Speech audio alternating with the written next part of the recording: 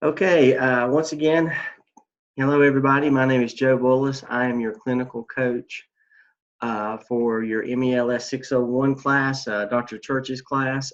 It is January the 30th, and we are starting right at 7 o'clock.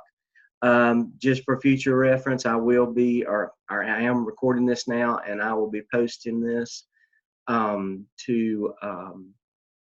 well, I'll show you in a minute, to my video library. I always send out an email. I send out an email with the link in it, and then I kind of archive it in my video library and my internship cell, so you can go back and refer to it as usual. This is the first time that we're meeting together without Dr. Church. We usually try to meet Dr. Church and I first couple of class session, or the first couple of weeks, if not more, and then we'll kind of branch off like we're doing this week, and then he'll kind of focus more and more on content, and I'll start focusing more on your evidence and getting you in good shape to take care of the things that you need to in terms of those evidence and licensure and so on. I know last time we talked, it was when Dr. Church and I were together, and I gave you a lot of information and shared a lot of things with you. So I really appreciate you coming back. Thank you very much. I hope I didn't overwhelm anybody. It can be overwhelming, but these things that we share with you, as we said in the past, we're gonna stick with you each step of the way, and you don't have to do it all at one time. We can, and we do, spread this out throughout the 15-week program. Got got a spring break thrown in there as well, Easter break. So you'll have time to complete everything. We have been through this many times, and have seen a lot of students come through the program and get their diploma and get their licensure. So, I don't like to talk about myself. I don't know many people that do, because if they do like to talk about themselves, then I usually don't hang around them. But I am proud of my track record. I am proud of the number of people that's completed the program that I've worked with. So trust me when I say you're in good hands. On the agenda tonight, what I had on the schedule was to kind of review ABSL 1 and ABSL 2, and review or introduce my internship shell and Blackboard. Probably will not talk about TaskStream tonight, because I did give you a review. You know it's out there. You know there's some things you need to do in it. Good thing about TaskStream is whatever you're doing now, as far as the case studies go and the discussion questions and any other assignments that Dr. Church is having you do in your course shell, probably be the last time you touch them once you turn them in. Anything dealing with the evidence. So in this case, the ABSL, the task 1, 2, 3, 4, and 5. As you progress forward and you complete each of those tasks, when you get into TaskStream, a good thing about it is you're not really going to have to do anything new. It's just taking what you did in the ABSL and applying it in some other areas. There are a couple of assignments out there that you can finish in 5 minutes. One is a kind of a self-assessment. I'll explain to you more in detail when we get to that point, but it's just a self-assessment, and it can be done in 5 minutes, maybe 10 minutes. The other is the kind of another self-assessment. One's a self-assessment on your competency as a leadership, kind of where you are right now, and another one is your disposition towards leadership. And both of those can be done in shorter order.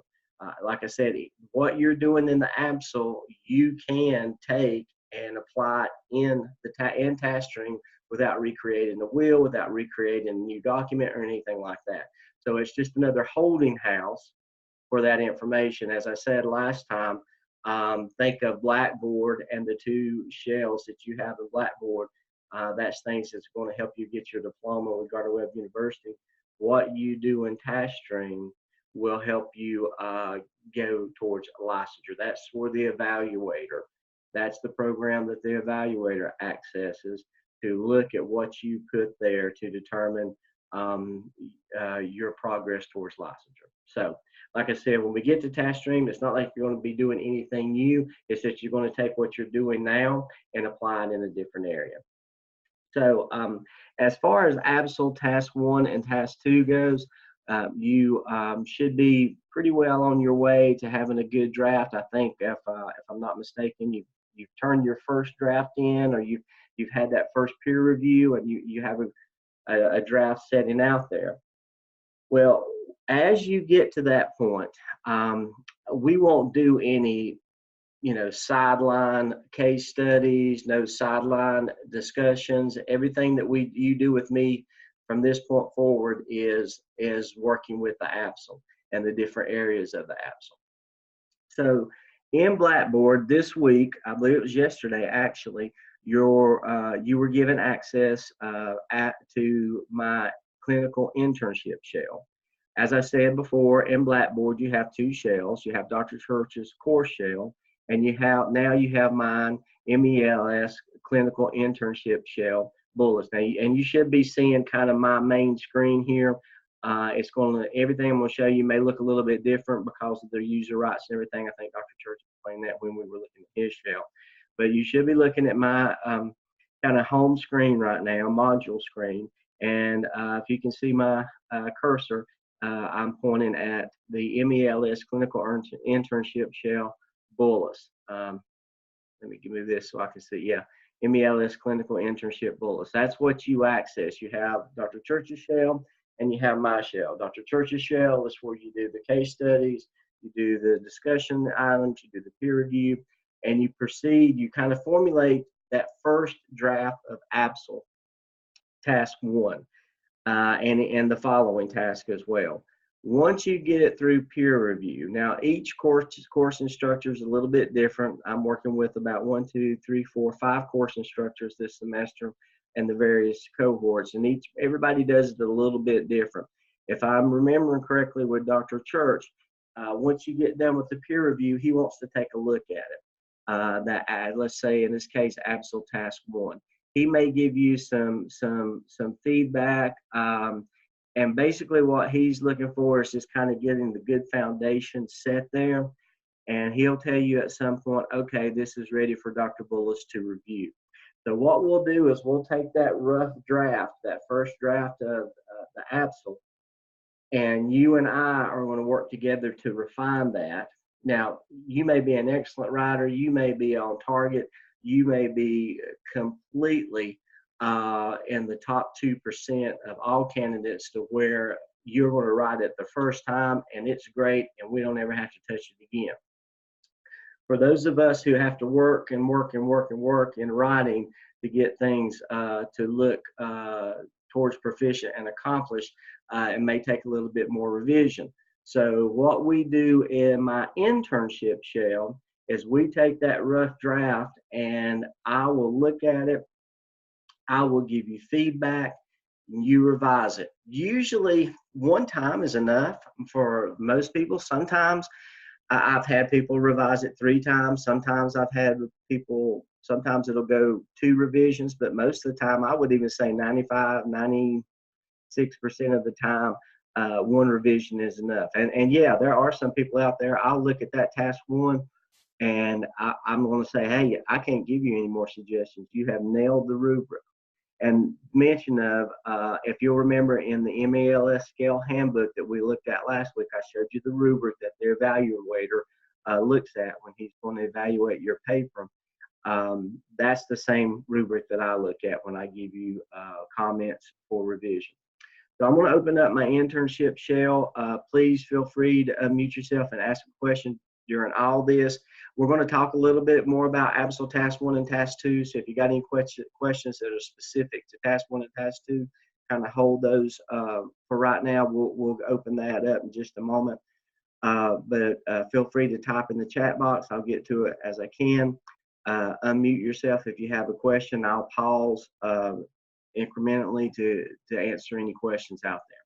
So I'm going to open up my internship shell, and you will notice that it looks a lot like Dr. Church's shell in the course shell. Once again, if you're not sure what shell that you're on, just look up there and see, does it say MELS 601? I think Dr. Church course shell, I think is what his says, but make sure that you're on my internship shell. I have the home page, which is what we're looking at right now. Some of these items that's got the square and the box through it, those items that I have hidden from your view because we're not using those. So I just kind of to keep it as not cluttered, and I'll hide those from your view since we won't be using them. You'll probably see content. And content, here are some information. I kind of will put some things out here just for your information. Do 4 on PLCs, how to form some PLCs on norms. We'll talk about this, artifacts, competency folio, evidence and task crosswalk. You may have seen this document already, but we'll address it when we get into task stream. It's really not applicable to you right now. We'll go on down. There's the help button. There's information and directions for you on submitting. I'm going to go over this verbally, but here's information on all of the evidence, what you do when you submit for review, what you do when you submit to in the Dropbox for a grade. I'm going to go over that verbally. If you want to, I only encourage you to communicate, and the university's expectation is that we communicate through email, through the Gardner Webb email system. So if you need to email me at my Gardner Webb address. If you can't get me at my Gardner Webb address, then you know, you can try some of that other contact information that's out there. But if you want to keep up and keep track with your Gardner Webb emails, and you don't want to have to open up Web Connect to do that, here's information on how to forward your Gardner Webb email to whatever email address that you want. That's okay. Now I'm going to get into Clinical Coach Zoom meeting schedule. Here's instructions on that. You may have already looked through this, but that's that comprehensive Zoom schedule that I work off of. Each cohort is represented, your cohort, the 602 cohort, and the 605 cohort, and it's color coded. You've looked at that before, but there's some more information there. Also, if you need to reach me by phone, you can reach me at this number. This is a direct line into my office, and you can reach me there. Okay, now here is Video Library. And as you see, I've got several folders up here. Don't worry about this video yet. It'll be applicable later on in task stream. But I've got several folders up here. This is the last several semesters of videos that I made for the different cohorts that I've been a coach of. I'll leave those up there. I mean, if you want to look through some of the old videos, you're welcome to. Some of my I just leave them up there as an archive.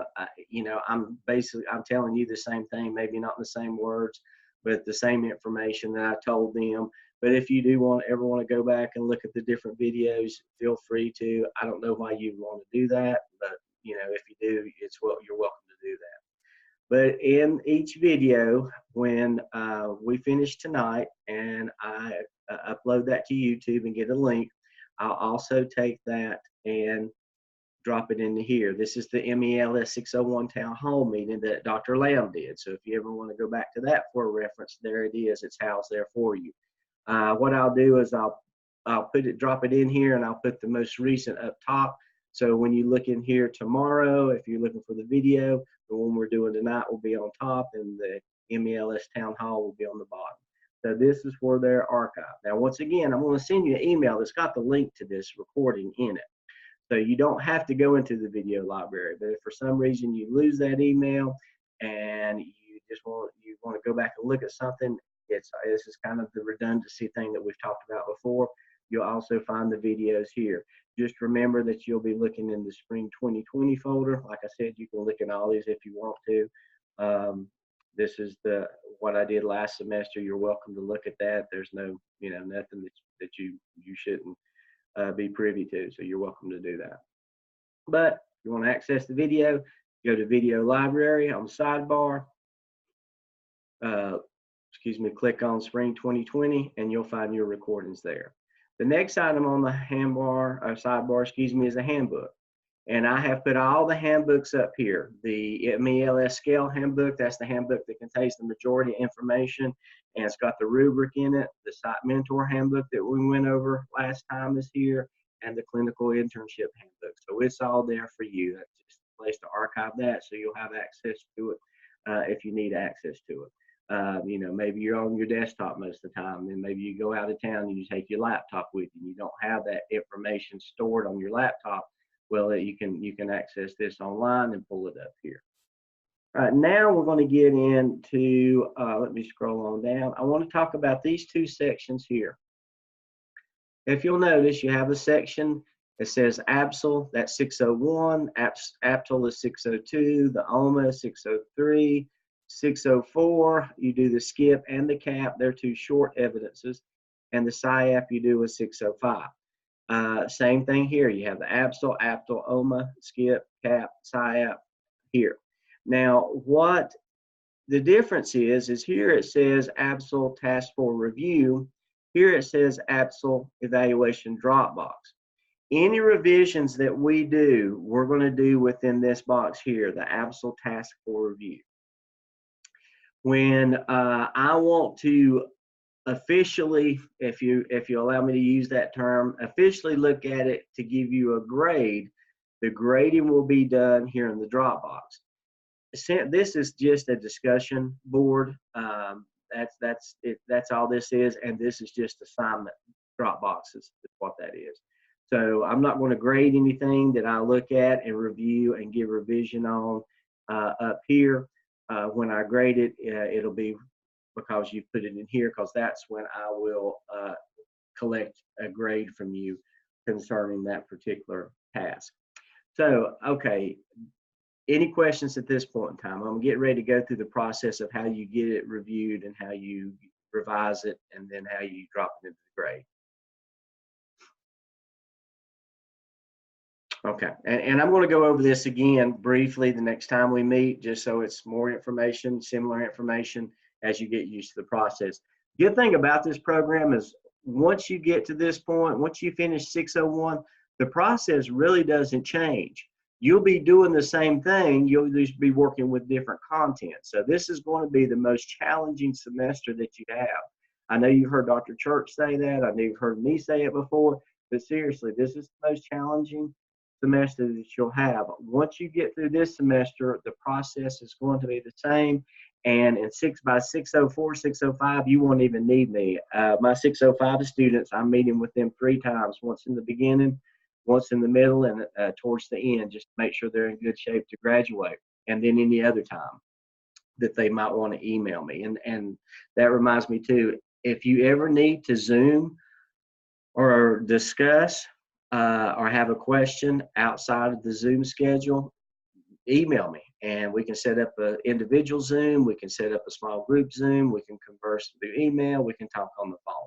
So, you know, that way you have access to me every day as my schedule allows, as your schedule allows, and in the evenings, just let me know and we'll get together. All right, going back to these 2 items here, let's talk about ABSL Task for Review. Okay, so you got your task 1, you've got the rough draft of it finished, you had your peer review, you made any changes based on information or feedback that you got from your peers.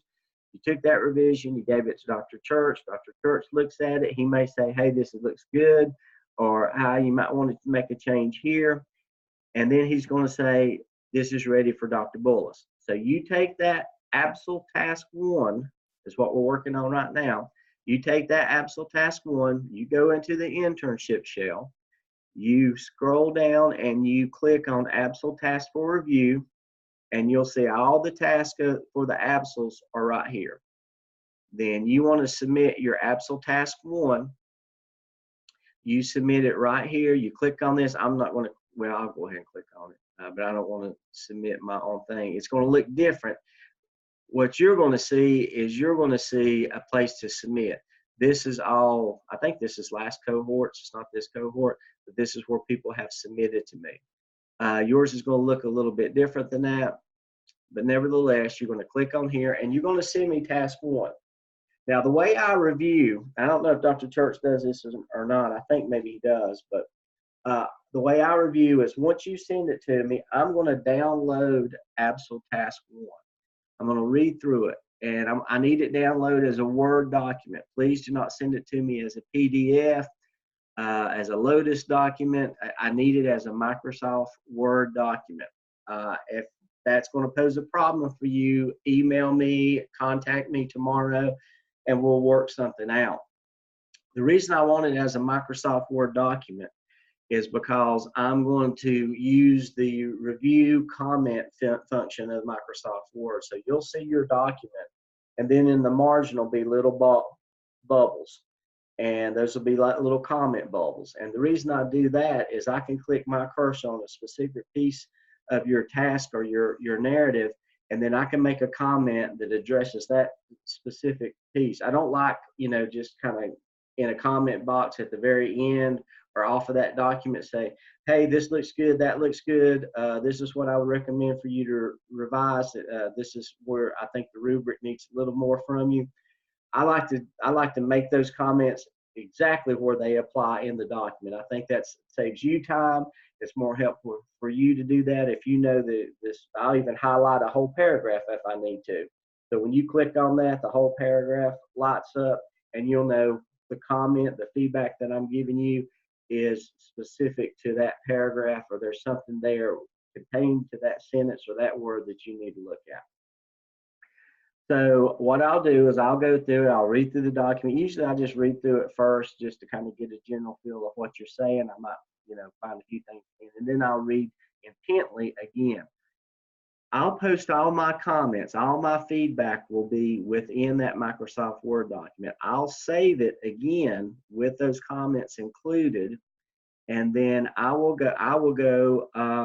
to use, let's see, let me go in here. This is what I look at. Let me pick, let's see. Now this, as I said, this is what I see, not what you would see, but just kind of give you some information. There we go. Okay, I'm gonna, after after one semester, it stays up for one semester. After that, all this turns to be anonymous. So, okay, here's an anonymous one. So this is what I'll see. When you send it to me, it'll have your name, so on and so forth, and it'll have Absol Task 1. And that was a bad example because this person forgot to upload something. So let me pull up another one.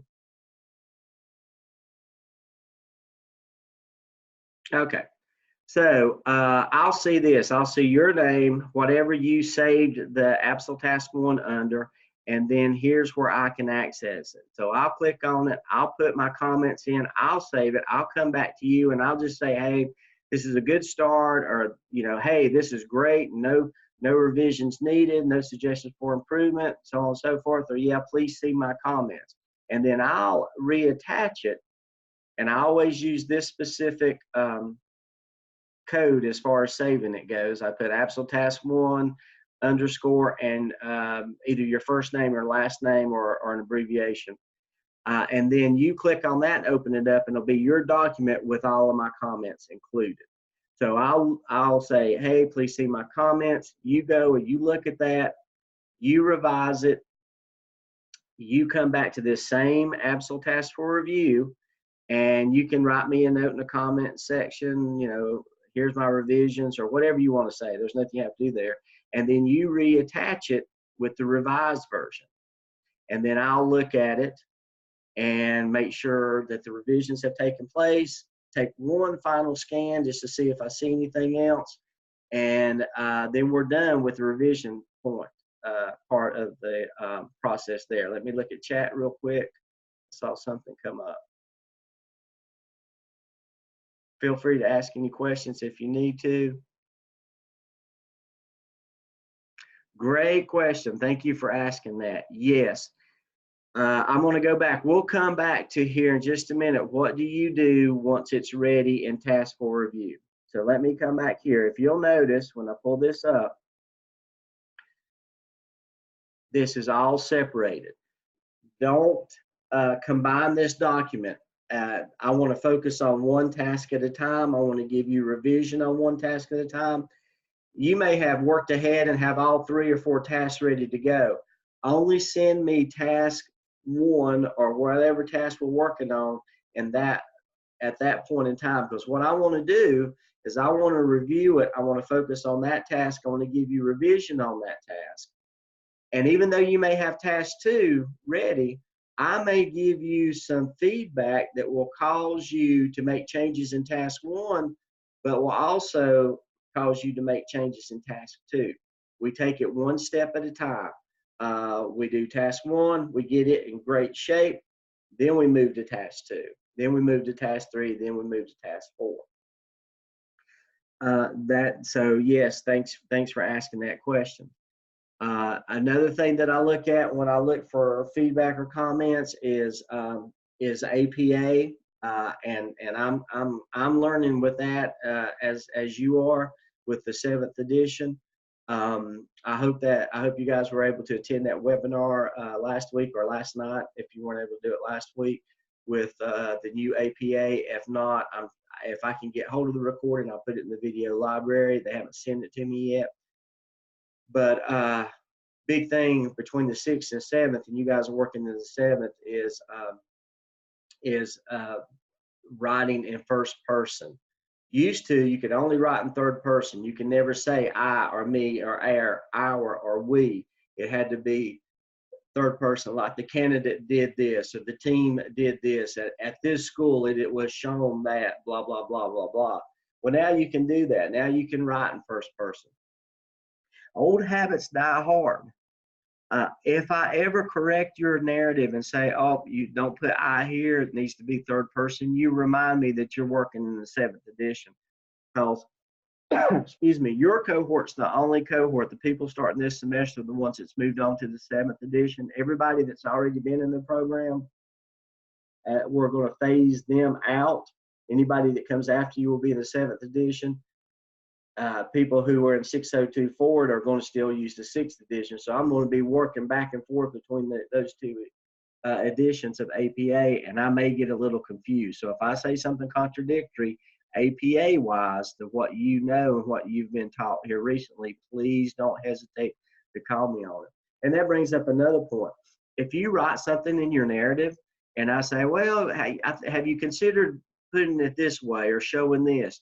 If you feel strongly about it, that whatever that piece is needs to be the way that you wrote it, feel free to let me know. Many a times I have said, well, I think we need to revise this and this, especially with my dissertation students or my doctoral students when they were doing their dissertations. They would say, well, no, I'm saying it this way because I'm going to bring in this, this, and this. And I'll say, well, you know what? I understand what you say, and that makes sense. Let's leave it that way. This is your document to show what you know dealing with what you've done at your school. I will give you the best feedback that I can give you on how to improve it if it does need to be improved. But if I make a suggestion and you feel strongly that that's not the right way to go, not the direction that you want to go in, it's okay to let me know. It's okay to say, Dr. Bullis, this is what, or Joe, I don't get hung up on the doctor thing. This is what I wanted to make a point at. Feel free to let me know that, because many times I'm like, once I understand your thought process, I'm gonna say, okay, yeah, that makes sense. Let me go back down here to the chat.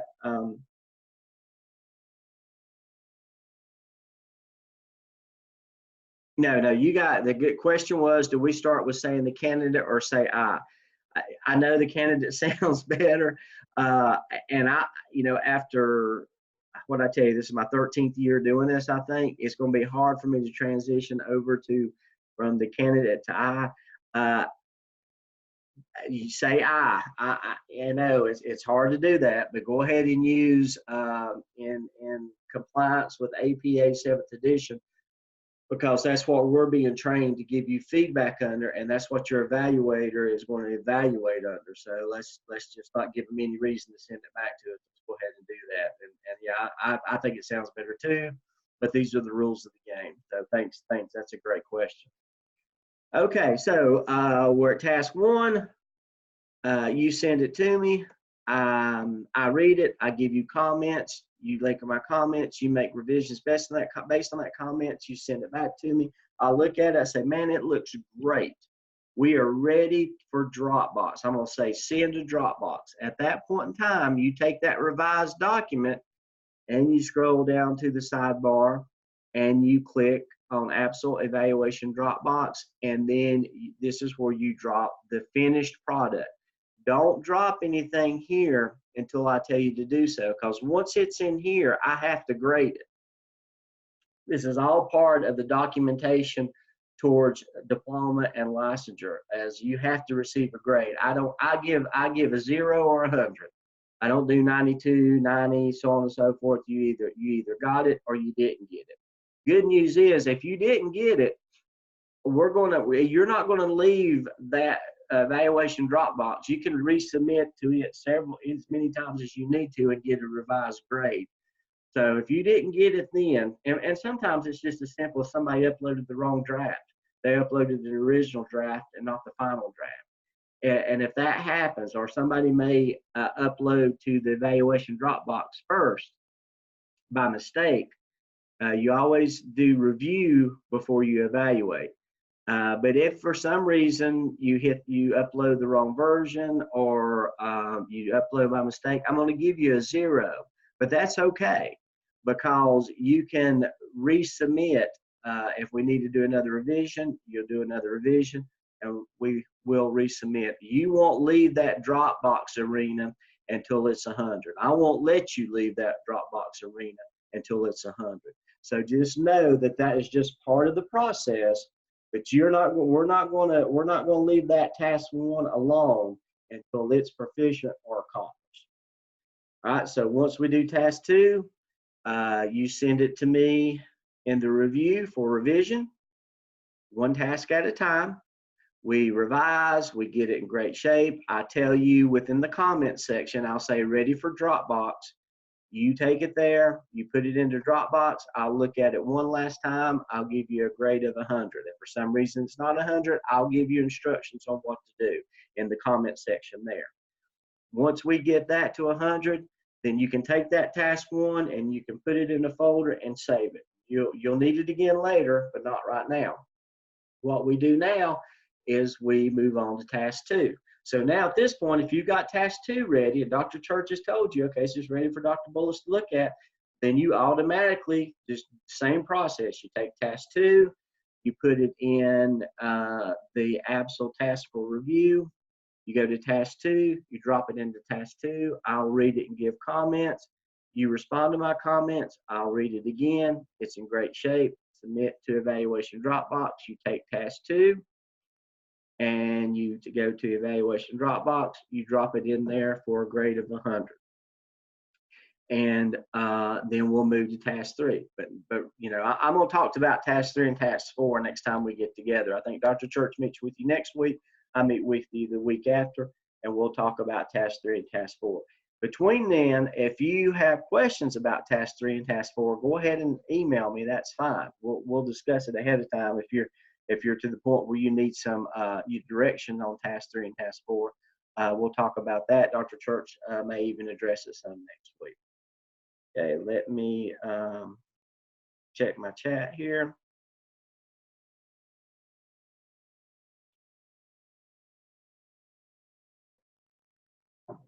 Okay, great question. Excellent question.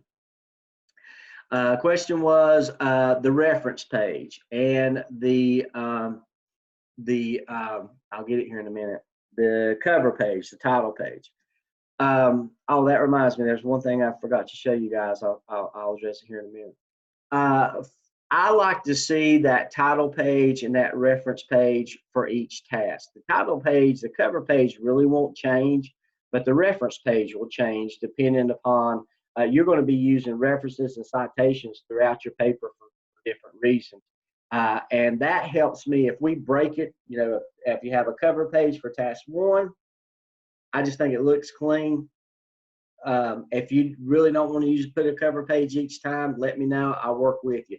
But I do want a reference page or a cited page for each task, because what that does is that helps me look at that task and the citations for that task to make sure that you, in your reference page, everybody you referenced is in your narrative, and in your narrative, everybody that you cited is in your reference page. That way I can check it in small pieces rather than at the very end check it all at one time. And same thing for you. That'll help keep you a better track of rather than keeping a running reference page. If you'll just do a separate one for each task, that'll help you stay in line to make sure that those two correlate. Okay, go into the,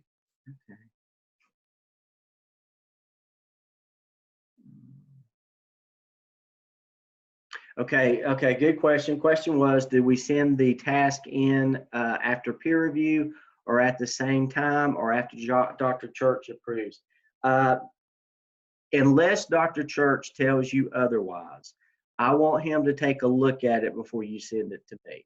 If he tells you otherwise, once again, I'm working with about 5 different course instructors. It's hard for me to remember who prefers what, but that's the course instructor's preference. And if I remember correctly, I think Dr. Church wants to see it one more time before you, or see it one time after the peer review before you send it to me. If he says something different, fine. Do what he tells you to. I can adjust either way. Okay, good question. Can we type in Google Docs or just do it in Microsoft Word? Yeah, you can type it in Google Docs if you want to, but when you send it to me, I want it saved in Microsoft Word, just so it's easier for me to give comments and feedback on. So once if you like working in Google Docs, you're more comfortable with Google Docs, that's fine, but save it as a Microsoft document or open it as a Microsoft Word document and save it and send it to me that way, so I can work with that type of comment section. That's what I'm used to. That's what I'm most familiar with, and that I could be more efficient with my time on that. I may learn to do the same thing in Google Docs, but I'm not going to experiment with you guys. I'll work on it on my own when I don't have a cohort and then introduce it to them. Great questions. One item that I did fail to draw your attention to when I was doing the sidebar is I also have templates and resources. You've seen these before, but here's just another place for you to find them. Here is information on the APA 7th edition resource. You click on that and it'll take you straight to the Gardner Web page that gives you all resources on APA. Don't hit 6th edition by mistake. That's for 602 and 60 through 605. You guys are in 601, just hit that. But also, here's a template on the Absol final evidence of when you take all those tasks and put them together, and we'll talk more about that later on. Here's a template on what it should look like. You should have seen this, Absol helpful hints, and there's also one for the APTL, but we won't worry about that right now. When you do an annotated bibliography to the literature review, here's some information on how to do that, some resource. But this is a really great document. And I think I've told you before, what we do at Gardner Web is called the gradual release of responsibility. So it'll give you a lot of resources at the beginning when you need it. And as you progress through the semester, we kind of limit those resources. So more and more you grow as a candidate, you grow as a leader, and you learn to do it on your own. Because when you're a principal, you want to have some select friends, or even an assistant principal. You will have some select network that you go to, but a lot of times you're figuring this out on your own. So it really want to foster that innovation and creativity and kind of help you stretch towards that direction as you progress through the program. But at the first semester, we really give you a lot of resources to help you. This Absol helpful hint, it really just gives you verbatim how to formulate the each of the Absol tasks. And you, like I said, you may have already seen this, so I'm not going to go through it. If you do want me to go through it and you haven't seen it before and it's on you, please let me know, and I'll spend some time with it. But it just gives you, I mean, it's like really easy to follow directions on what you do for each task. You will find that in my section in Course Shell called Templates and Resources. And there's some other resources there for you as well. Okay, that's all that I have tonight. The rest of the time, I'll be happy to answer any questions that you may have. Feel free to type them in the chat or unmute yourself, and we'll go through that piece of the schedule.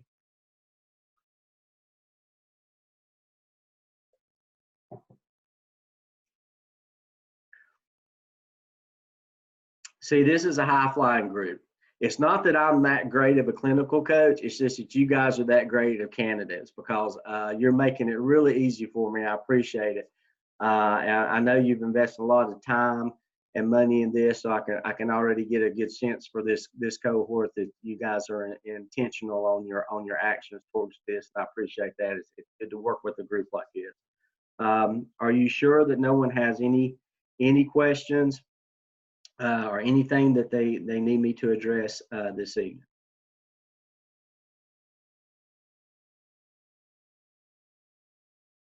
Okay, great. What I will do is I'm going to stop the recording now.